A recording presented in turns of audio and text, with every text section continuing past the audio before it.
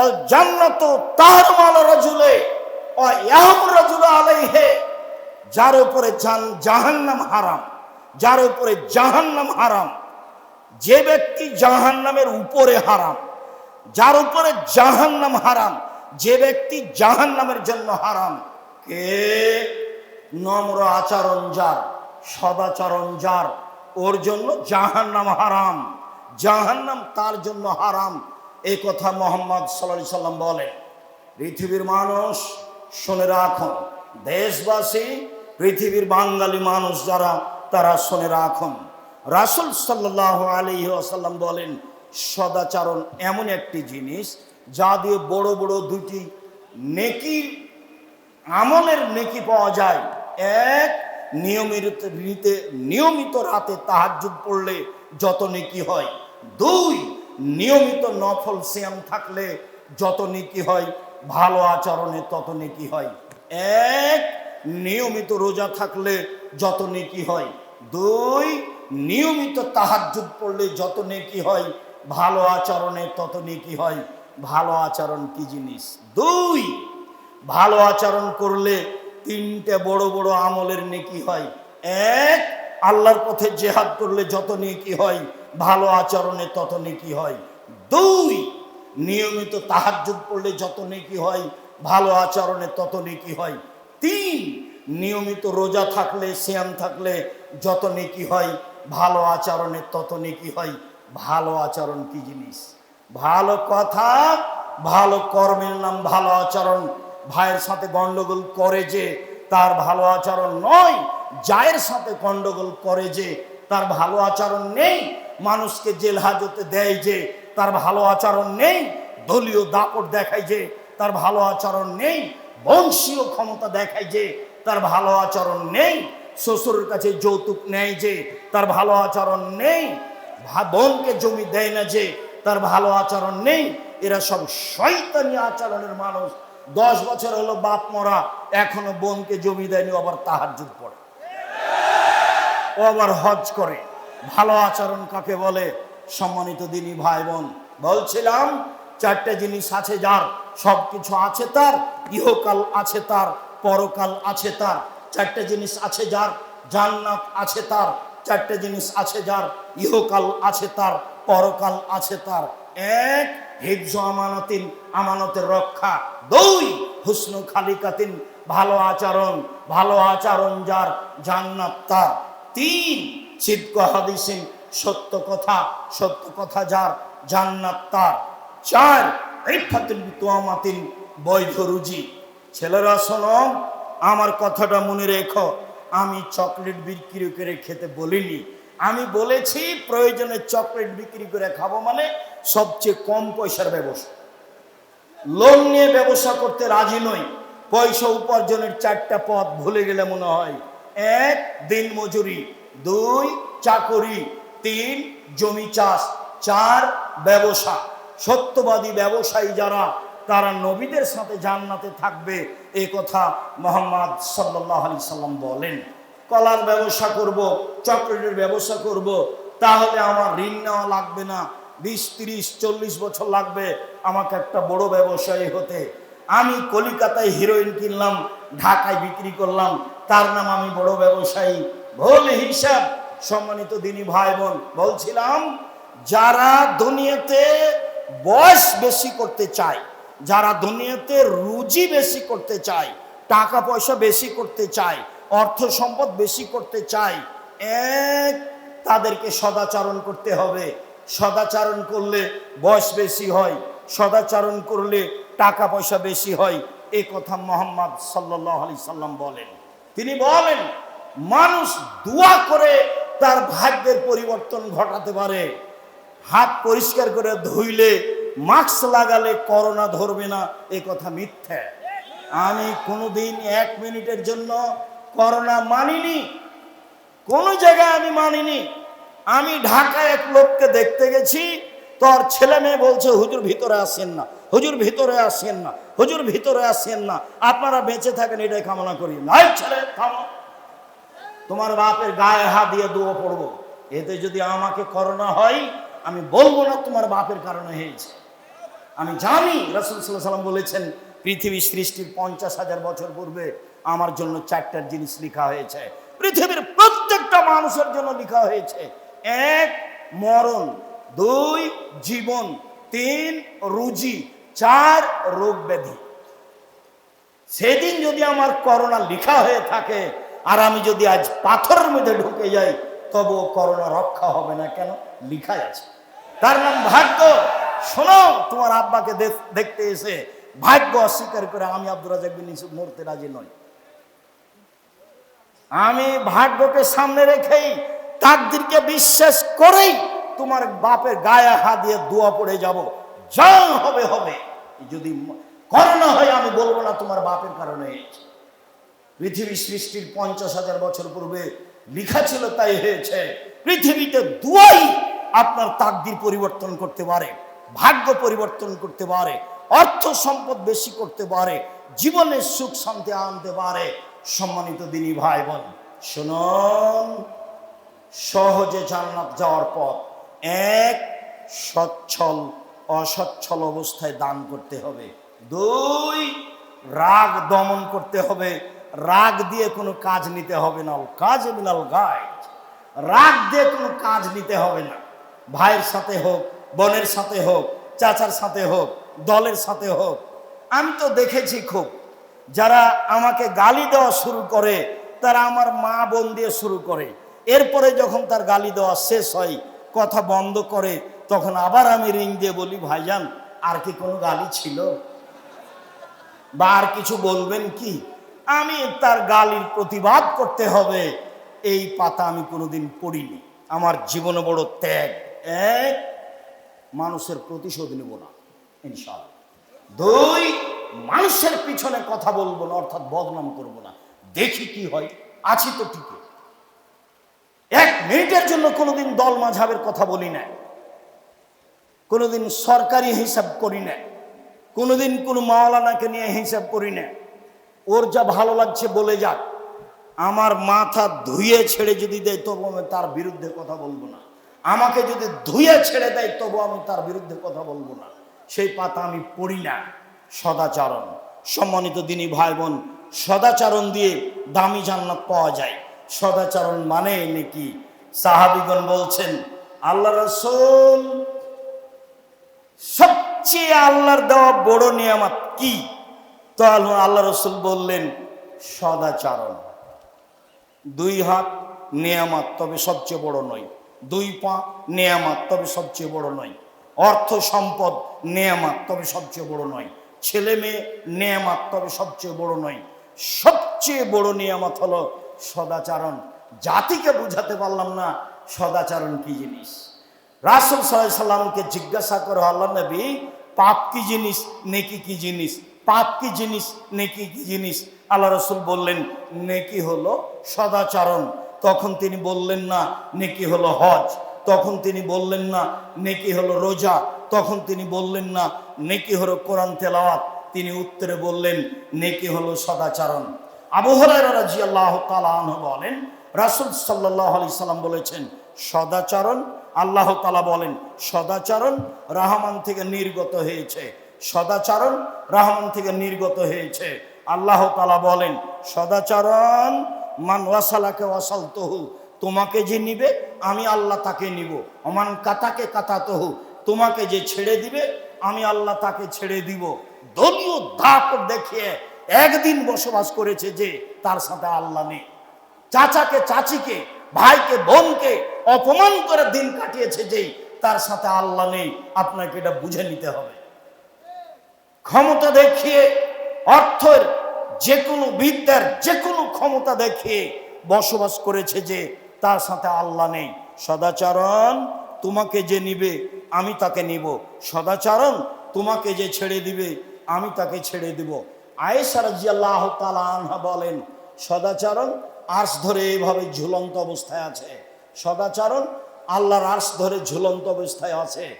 থেকে বলে, পৃথিবীর মানুষ শুনে রেখো, মানুষালানি ওয়াসাহুল্লাহ, যে আমাকে নিবে আল্লাহ তাকে নিবে। ওমান কাতানি কাতাহুল্লাহ, আমাকে যে ছেড়ে দিবে আল্লাহ তাকে ছেড়ে দিবে। সদাচরণ নেই যার, আল্লাহ নেই তার। সদাচরণ নেই যার, আল্লাহ নেই তার, সদাচরণ আছে যার, আল্লাহ আছে তার, ভালো চাল চলন যার, আল্লাহ আছে তার, ভালো চাল চলন নয় যার, আল্লাহ নেই তার। সম্মানিত দিনী ভাই বোন, আবু মুসা আশআরী রাদিয়াল্লাহু তাআলা আনহু বলেন, পৃথিবীর মানুষ শুনে রেখো, আল মুমিন লিল মুমিন কাল বুনিয়ান, সদাচরণ দেখা চালানোর বাস্তবায়ন। সদাচরণ, পৃথিবীর মানুষ শোনা, এই সদাচরণ একটা আর একটার মধ্যে ঢুকে গেল, এর নাম সদাচরণ। যারা এরকম থাকতে পারে না তার ভিতরে সদাচরণ নেই। নুমান ইবনে বাশির বলেন, পৃথিবীর মানুষ শুনে রাখো, আল মুমিনুনা কারাজুলুন ওয়াহিদ, সারা পৃথিবীর মানুষ একজন মানুষ। মাথা ব্যথা করলে সম্পূর্ণ শরীরে ব্যথা হয়, চোখ ব্যথা করলে সম্পূর্ণ শরীরে ব্যথা হয়। লোকটা বিপদে পড়েছে, আমিও ব্যথা পাচ্ছি, ভাইজান কি সমস্যা বলেন? টাকা লাগবে, তার নাম সদাচরণ। ভাইজান অ্যাম্বুলেন্স নিয়ে আসবো, তার নাম সদাচরণ। ভাইজান ডাক্তার ডেকে নিয়ে আসবো, তার নাম সদাচরণ। ভাইজান কোনো ধার কর্জ লাগবে, তার নাম সদাচরণ। ভাইজান আমি কোনো উপকার করতে পারি, তার নাম সদাচরণ। পাল্টা বলছে বিপদে পড়েছে, ঠিক হয়েছে, ঠিক হয়েছে, ঠিক হয়েছে, উচিত হয়েছে। আমার চোখের সামনে দুটা ঘটনা আছে, আমার চোখের সামনে। তার একটা ঘটনা, দুই ভাই ঝগড়া করে জমি জায়গা ভাগ করলো আর ঢেঁকিটা কেটে ভাগ করে নিল। এটা আমার চোখের সামনে, ঢেঁকি কেটে ভাগ করে নিয়েছে দুই ভাই। তো এক ভাই ওখানে থাকবে না, তো বলছে, এই শোন, আমার ভাগটা এমন লোকের কাছে বিক্রি করব, তোকে তো দিব না, দিবই না, যে লোক তোকে গুতাতে পারে। এক ভাই আর এক ভাইকে বলছে। আর আমার চোখের সামনে এক দলের লোক আর এক দল পরাজয় হলে গরু জবাই করলো, এটা আমার চোখের সামনে। গরু জবাই করে খুশি মানাচ্ছে।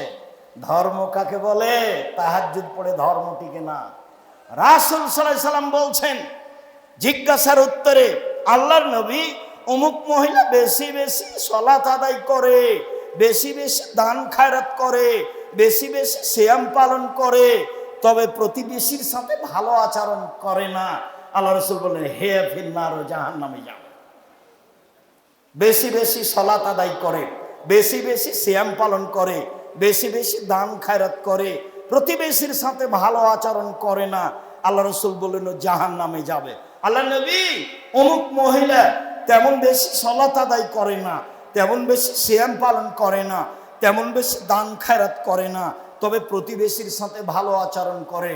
আল্লাহ রাসূল বললেন, হে ফিল জান্নাহ, ও জান্নাতে যাবে। আপনি আর আমি যেভাবে পৃথিবীকে বুঝেছি সেইভাবে পৃথিবী নয়। আল্লাহ রাসূল বলছেন যে পৃথিবী তোমাকে ধোঁকা দিচ্ছে, তুমি বুঝতে পারো না। ফাত্তাকুদ দুনিয়া ওয়াত্তাকুন নিসা, পৃথিবীর মানুষ, দুনিয়া থেকে বেঁচে থাকো, নারী থেকে বেঁচে থাকো। পৃথিবীর মানুষ, দুনিয়া থেকে বেঁচে থাকো, নারী থেকে বেঁচে থাকো। পৃথিবী হচ্ছে অত্যাধুনিক যন্ত্র, আপনার কথা কর্ম সব ধরে রেখেছে, ছবি সহ বিচারের মাঠে আপনাকে দেখানো হবে, সব চলে আসবে আপনার সামনে। তখন আপনি দেখতে পাবেন ভাবির সাথে কিভাবে কথা বলেছেন, বোনের সাথে কিভাবে কথা বলেছেন, বান্ধবীর সাথে কিভাবে কথা বলেছেন, সব বুখারী মুসলিমের হাদিস। এই জন্য পৃথিবী থেকে বেঁচে থাকতে হবে সাবধান। দুই, নারী থেকে বেঁচে থাকতে হবে, সবাই জানি। রাসূল সাল্লাল্লাহু আলাইহি ওয়াসাল্লাম বলছেন, মা তারাকতু বাদি ফিতনাতান আযালুল রিজালি মিনান নিসায়ে, আমি ছাড়িনি পৃথিবীতে মানুষের জন্য বেশি বিপজ্জনক বস্তু হচ্ছে পুরুষের জন্য সবচেয়ে বেশি বিপজ্জনক বস্তু। তিনি বলছেন, ও নারী জাতি, তোমরা এমন জাতি বুদ্ধিমানের বুদ্ধিকে নষ্ট করতে পারো। ও নারী জাতি, তোমরা এমন জাতি বুদ্ধিমানের বুদ্ধিকে নষ্ট করতে পারো। একবার একটা মেয়ে গাড়িতে বসে আছে, খালি আপনাকে বলেছে হাসি মুখে, বসেন ভাইয়া। এখন আপনার অন্তর হারিয়ে গেছে, নিজের কন্ট্রোলে আর নেই, শয়তান এখন কন্ট্রোলে করেছে। আপা কি করেন, আপা কোন ক্লাসে পড়েন, কি অবস্থায় আছেন, যতক্ষণ পর্যন্ত গাড়ি থেকে না নামবে ততক্ষণ আপনি ধরে রাখতে পারবেন না, তার নাম শয়তান। আল্লাহ রাসূল বলছেন, ইলাল মারাতা তুকবালু ফি সূরাতি শয়তান ওয়া তুকবালু ফি সূরাতি শয়তান, মহিলারা শয়তানের বেশ ধরে আসে, শয়তানের বেশ ধরে যায়। মহিলারা শয়তানের বেশ ধরে আসে, শয়তানের বেশ ধরে যায়। দিনী বোন, আপনাকে আমি কষ্ট দিই, আমি অনুবাদক, মোহাম্মদ সাল্লাল্লাহু আলাইহি সাল্লাম এভাবেই বলেছে।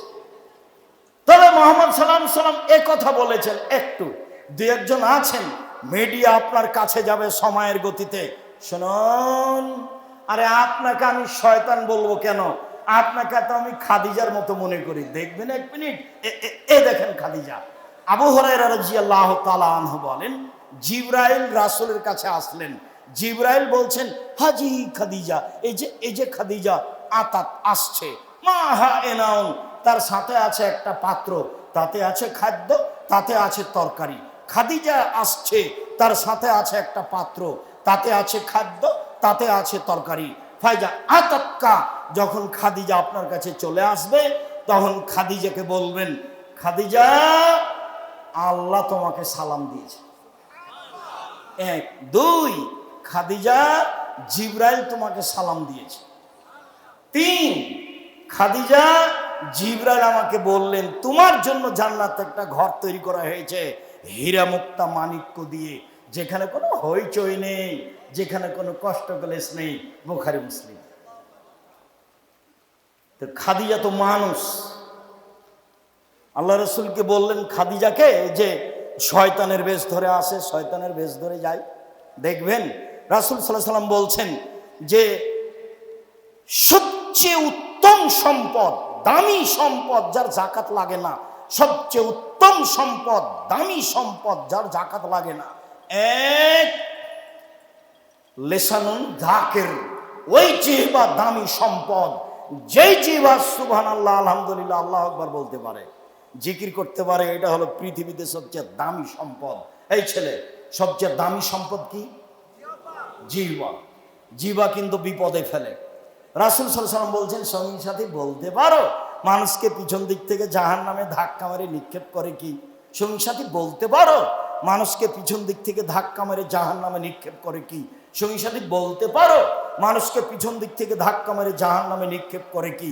এই কথা বলতে বলতেই ফাঁকা জ্বলেছে না, জিভা, দেখো জিভা, জিভা মানুষকে পিছন দিক থেকে ধাক্কা মেরে জাহান্নামে নিক্ষেপ করে। মুখ ব্যবহার করবেন না। পৃথিবীর মানুষ শুনে রেখো, মাইয়াজমানলি মা বাইলা লাহিয়াহে ওয়া মা বাইলা রিজলাইহা ফালাহু জান্নাহ।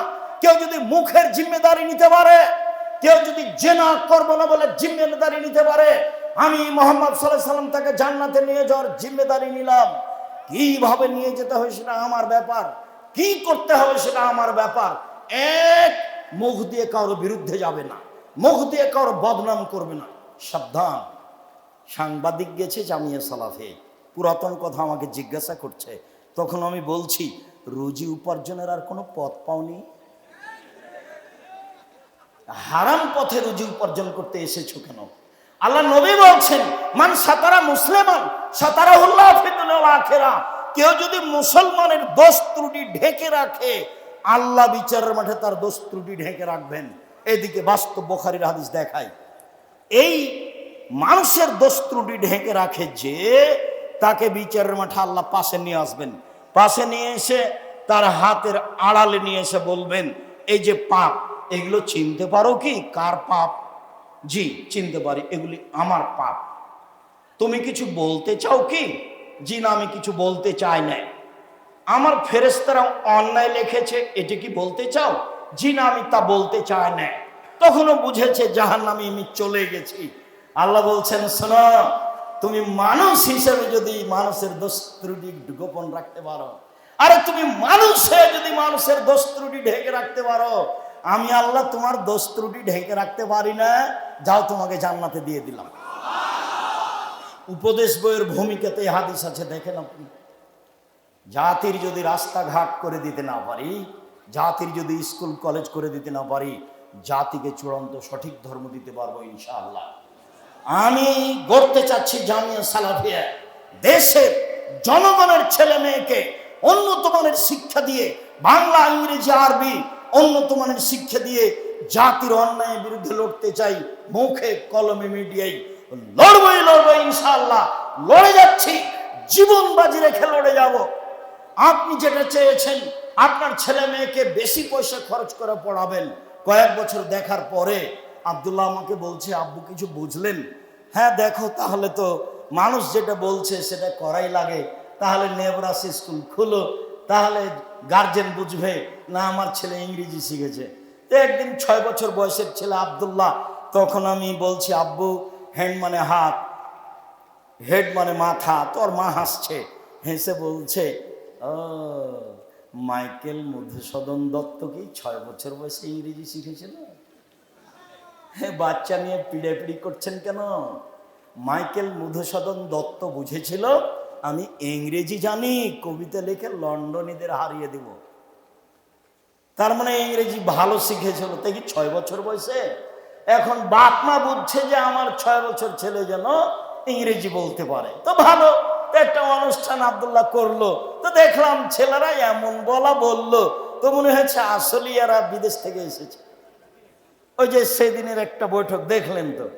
তো ঠিক আছে আব্বু, মানুষ যেটা বুঝছে সেই ফিল্ডে থাকো, আর তাদের জন্য জামিয়া সালাফি রূপগঞ্জে একটা বিশাল বিল্ডিং তৈরি করা হবে, যাদের শিক্ষা ব্যবস্থা বহির্বিশ্বের শিক্ষক এসে দিবে। আর বা দেশের যারা উচ্চ শিক্ষিত ছিল বাইরে আছে, তাদেরকে নিয়ে এসে তাদের শিক্ষা দেওয়ার ব্যবস্থা করতে হবে ছেলে মেয়েদের। বাপ মা যেটা বুঝছে সেটাই করার চেষ্টা করতে হবে। সম্মানিত দিনী ভাই বোন, বলছিলাম জাতির যদি রাস্তাঘাট করে দিতে না পারি, জাতির যদি স্কুল কলেজ করে দিতে না পারি, জাতিকে চূড়ান্ত সঠিক ধর্ম দিতে পারবো ইনশাআল্লাহ। পৃথিবীর মানুষ, আমি আশঙ্কা করে যাচ্ছি আমার উম্মাতের উপরে এক আইম্মাতাম মুজিল্লিন, ভ্রান্ত হুজুর, হুজুর হবে ভ্রান্ত, এটাই আমার ভয়। পৃথিবীর মানুষ বলে গেলাম, আমার পরে কতগুলি আলেম ওলামা আসবে, আমার আদর্শ ছেড়ে দিয়ে বলবে অন্য আদর্শকে, এটাই রাসূলের আদর্শ। আমার সুন্নাত ছেড়ে দিয়ে অন্য আদর্শকে বলবে এটাই রাসূলের আদর্শ। আমার সুন্নাত ছেড়ে দিয়ে অন্য সুন্নাত ধরে বলবে এটাই রাসূলের সুন্নাত। শোনো, ওদের দেখতে লাগবে মানুষ, ওদের অন্তর হলো শয়তানের অন্তর। ওদের দেখতে লাগবে মানুষ, ওদের অন্তর হলো শয়তানের অন্তর। হুজুরের কথা আল্লাহ নবী বলছেন, হুজুর। পৃথিবীর মানুষ মনে রেখো, আমি আশঙ্কা করে গেলাম আমার উম্মতে এক ভ্রান্ত হুজুর, দুই সাত্তাউতাহেকো কাবালু মিন উম্মতি বিল মুশরিকিন, আমার উম্মতে হিন্দুদের সাথে মিশে যাবে। এই ছেলে শরম পাও না ওই অনুষ্ঠানে যেতে? লজ্জা পাও না? ধর্ম বিক্রি করে খেয়েছ? 5 ওয়াক্ত সালাত আদায় করবে, হালাল রুজি করবা, আড্ডা পিটবা না। 1 5 ওয়াক্ত সালাত, 2 হালাল রুজি, 3 কোরআন তেলাওয়াত, 4 আড্ডা পেটা নিষেধ। আড্ডা পিটা 2 ধরনের, 1 দোকানপাটে বসে গল্প করা, এর বদনাম করা। আড্ডা পিটা 2 ঘন্টার ঘন্টা ল্যাংটা বেটি ছেলে মোবাইলে দেখা। এই দুটাই হচ্ছে আড্ডা পিটা। এই আড্ডা পিটা থেকে তুমি বেঁচে থাকো, জান্নাত হবে ইনশাআল্লাহ। তুমি কার পাল্লায় পড়ে কার পিছনে ঘুরে বেড়াচ্ছ? কেন তুমি ঘুরে বেড়াচ্ছ? চাঁপাইনবাবগঞ্জে আমাদের গ্রামে একটা লোক বলতো, পরের না পরের দেনা বাঘ মেরেছে ঝলসাখানা। কি দরকার তার পিছনে বেড়ার? হালাল রুজি খাই, মানুষের বাড়ি কাজ করি, বাস, তো কথা শেষ। আমি তোমাকে মানুষের বাড়ি কাজ করতে বলিনি। আমি বলছি তোমার বাপের জমিদারি আছে, বড় ব্যবসা করো, জাতির উপকার করো, জাতির উপকার করো, জাতির কল্যাণে থাকো। মানুষকে উঠাতে হবে, নামাতে হবে, এইটা বিদ্যা নয়। অসহায় মানুষের পাশে দাঁড়াতে হবে, তার নাম বিদ্যা। সত্যই যারা ভালো কোম্পানি, যাদের ঔষধ দামি, তাদেরটাই ঔষধ লিখতে হবে, তার নাম ডাক্তার। সত্য ইঞ্জিনিয়ার হয়ে মানুষকে ধোকা ফাঁকি দিতে হবে না, টাকা চুরি করে খেতে হবে না, তার নাম ইঞ্জিনিয়ার। এবং জাতিকে বুঝাতে হবে এইটা অন্যায়, এইটা নেই। কোটি টাকার রাস্তা করলো, কে যে কি করলো, টাকা কত মেরে খেলো, তুমি তো ভালোই বুঝো। তারপর তুমি তার পিছনে ঘোরো, অমুকের চরিত্র ফুলের মতো পবিত্র। তোমার কথা শুনলে আমি লজ্জা পাই, তোমার কথা শুনলে আমি লজ্জা পাই। শুনুন সম্মানিত দিনী ভাই বোন, সদাচরণে থাকুন, জান্নাত হবে ইনশাআল্লাহ। 2 সাত্তাবাদু কাবাইলু মুতাল আওসান, আমার উম্মত মূর্তি পূজা করবে। তোমার মোবাইলে তোমার বাপের ছবি আছে, তোমার বাপের ছবিকে সুন্দর করে বাঁধিয়ে ওয়ালে লিখে রেখেছে সুন্দর করে। আমাকে বলছে আব্দুর রাজ্জাক সাহেব, আমার মাকে আমি খুব ভালোবাসি, এই জন্য আমি আমার মাকে এইভাবে আমার পিছনে কি ওটাকে বলছে গো, সাজিয়ে ঝুলিয়ে রেখেছি। তখন আমি বলছি যে আপনি কুসন্তান, আপনি খারাপ সন্তান। কেন, কি বলেন আপনি? আপনার মা মারা গেছে, পার্শ্ব সাইডে ছবিটা আছে, ছিঁড়ে ফেলে দিয়ে কবরের পাশে গিয়ে হাত তুলে দোয়া করবেন, আল্লাহ মানুষ হিসেবে আমার মায়ের ভুল ত্রুটি থাকতেই পারে, তুমি ক্ষমা করো, আমি তার সন্তান তোমার দরবারে বলছি।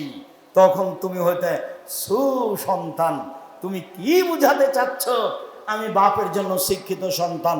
সম্মানিত দিনী ভাই বোন, সদাচরণ দিয়ে জান্নাত পাওয়া যায়, সদাচরণ দিয়ে জান্নাতে নবীর সাথে থাকতে পাওয়া যায়। সম্মানিত দিনী ভাই বোন, এক, সচ্ছল অসচ্ছল অবস্থায় দান করতে হবে। দুই, রাগ দমন করতে হবে। তিন, মানুষকে মাফ করতে হবে। মামলা নেই, মামলা একেবারে সম্পূর্ণরূপে বাতিল। মামলা নেই, জেল হাজত নেই, চুরি চামারি নেই, ডাকাতি নেই, রাহাজানি নেই, মারামারি নেই। সমাজকে করতে হবে কলুষ মুক্ত, সমাজকে করতে হবে অন্যায় মুক্ত। জাতিকে বুঝাতে হবে এটা নেই আর এটা অন্যায়, তার নাম বিদ্যা। সম্মানিত দিনী ভাই বোন, লম্বা কথা বলে ফেললাম। এক, সদাচরণে নবীর সাথে জান্নাতে থাকা যাবে, যে কোনো মূল্যে সদাচরণে আসতে হবে। দুই, ছেলে মেয়ে যেন জাতির উপকারে আসে, এইভাবে ছেলে মেয়েকে ভালো মানের শিক্ষা দিতে হবে, যেখানে বিদ্যা হবে শিরক মুক্ত, বিদআত মুক্ত। তিন, জামিয়া সালাফের সব কাজকে আন্তরিকভাবে মূল্যায়ন করার জন্য অনুরোধ জানাচ্ছি। টেকনাফ থেকে তেঁতুলিয়া পর্যন্ত, তেঁতুলিয়া থেকে টেকনাফ পর্যন্ত মক্তব গড়তে হবে, এটা আব্দুল্লাহর বড় আশা। মক্তবে যারা প্রশিক্ষণ নেবে তারা ফ্রি যাবে, ফ্রি আসবে, ফ্রি খাবে, বই পুস্তক ফ্রি থাকবে। বড় একটা মহৎ উদ্দেশ্য নিয়ে মক্তব চালু করা হয়েছে। সম্মানিত দিনী ভাই বোন, বলছিলাম আল ইতিসাম টিভি, যেটা আপনার কাছে দিন ধর্ম পৌঁছানোর জন্য আলেম ওলামা রাখা হয়েছে, প্রস্তুতি নিয়ে তারা দিন কাটাচ্ছে।